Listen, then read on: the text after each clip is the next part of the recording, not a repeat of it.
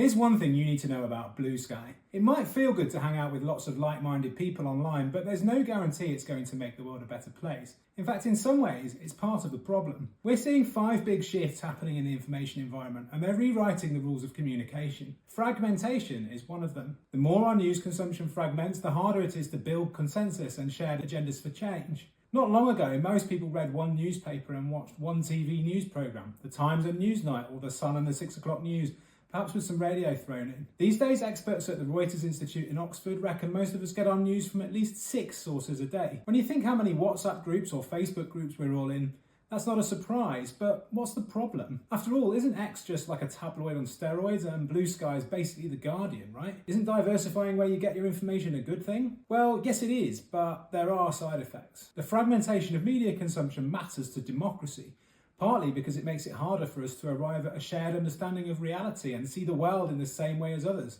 That's the echo chamber effect. But it matters mostly because so much of these conversations happen on social media platforms that are actually really secretive. They choose the content they push at us via algorithms designed to capitalise on our emotions, but they won't show us how these choices are made. Extremism and polarisation are byproducts of their profits. There's a more practical challenge for organisations too. Most comms teams need to manage a growing list of social media channels with a shrinking set of resources. Just monitoring all these different channels is a difficult job, which requires expensive tools and sensible management of data to do well, something I'll talk about in a few videos' time. But BlueSky feels good right now.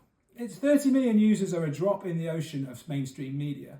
There's a great campaign underway to protect the future of BlueSky, but Meta has almost 4 billion users. If we want to build influence online, we'll need to build bridges too, and BlueSky will only ever be a part of the solution. Fragmentation is the first of 5 trends I'm setting out that are reshaping our information environment.